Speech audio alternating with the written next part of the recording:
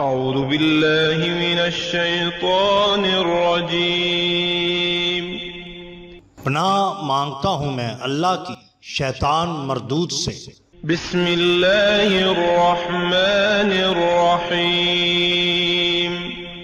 شروع اللہ کے نام سے جو بڑا مہربان نہایت رحم والا ہے۔ دا باٹم لائن کے ناظرین کرام، السلام علیکم۔ محترم ناظرین، ہم اپنی آج کی ویڈیو میں گائے اڑنے لگی کرامت حضرت داتا گنج بخش سرکار رحمت اللہ تعالی علیہ آپ کے سامنے پیش کریں گے، جو یقیناً آپ کے لیے دلچسپی کا باعث ہوگی۔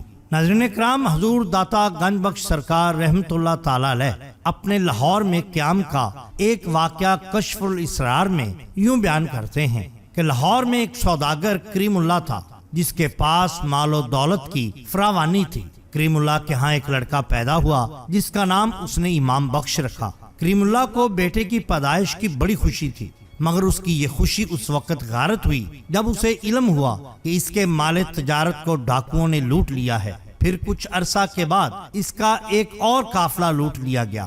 اس نے اپنے بیٹے کی پرورش یوں ہی ناز و نام سے جاری رکھی۔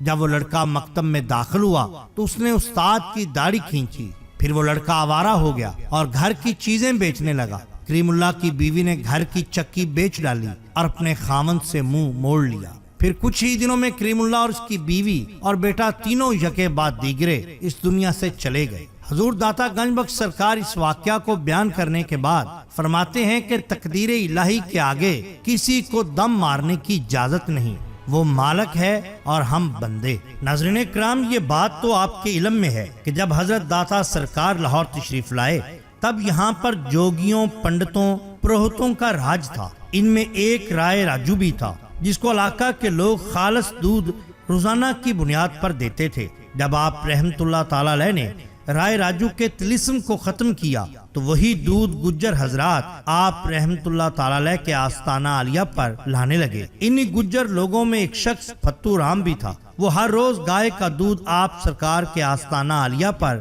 نذرانہ کیا کرتا تھا۔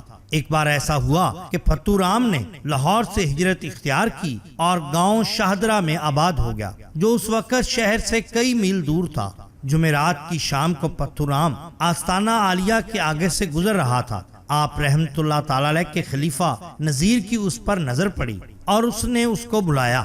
فتو رام نے حضور داتا سرکار سے عقیدت کا اظہار کیا اور ساتھ میں معذرت بھی کی کہ وہ اب دودھ نہیں لا سکے گا کیونکہ وہ شہر سے باہر چلا گیا ہے۔ خلیفہ نذیر آپ رحمت اللہ تعالی علیہ کا بہت لاڈلا مرید تھا۔ کہنے لگا، حضور میں تو فتو رام کے گائے کا ہی دودھ پیوں گا۔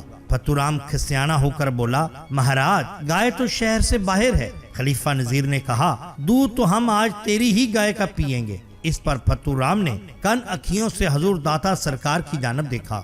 آپ رحمت اللہ تعالی علیہ مسکرائے اور بولے، سچ فتو رام بھی کہہ رہا ہے اور ضد خلیفہ جی بھی کر رہا ہے، چلو ہم اس گائے کو ہی یہاں لے آتے ہیں۔ یہ کہہ کر آپ سرکار نے فرمایا، فتو رام جاؤ، لنگر خانے کے عقب میں گائے ہے، اس کا دودھ دو لاؤ۔ اس پر فتو رام جو لنگر خانے کی جانب گیا تو اپنی ہی گائے کو وہاں دیکھ کر حیران رہ گیا۔ اس کو دوہا اور دودھ خلیفہ جی کی خدمت میں پیش کیا۔ پھر قدم بوس سرکار ہوا، کہنے لگا، حضور گائے کیا اڑ کر آ گئی؟ حضور نے نظر التفات کی اور فرمایا مسکراتے ہوئے، فتو رام پرندے ہوا میں اڑ سکتے ہیں؟ کہنے لگا، ہاں جی اڑ سکتے ہیں۔ کہا کیسے؟ کہا رام کے حکم سے۔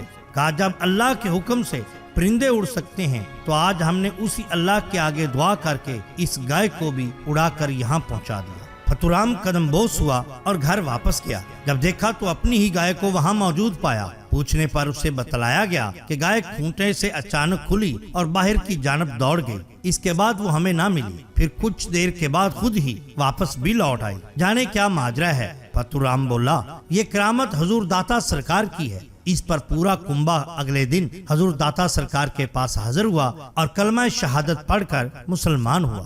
ناظرین کرام، یہ شان ہوتی ہے اولیاء اللہ کی۔ اگر آپ کو ہماری یہ ویڈیو پسند آئی ہو تو لائک کیجئے، سبسکرائب کیجئے ہمارے چینل دا باٹم لائن کو، تاکہ ہم آپ کے لیے اور بھی بہترین ویڈیوز لا سکیں۔ اپنے دوستوں کا، گرد و نواح کے لوگوں کا بہت خیال رکھیے۔ اللہ اور اللہ کے رسول صلی اللہ علیہ وسلم سے بیعت محبت کیجئے۔ آپ کا بہت شکریہ۔ اللہ حافظ۔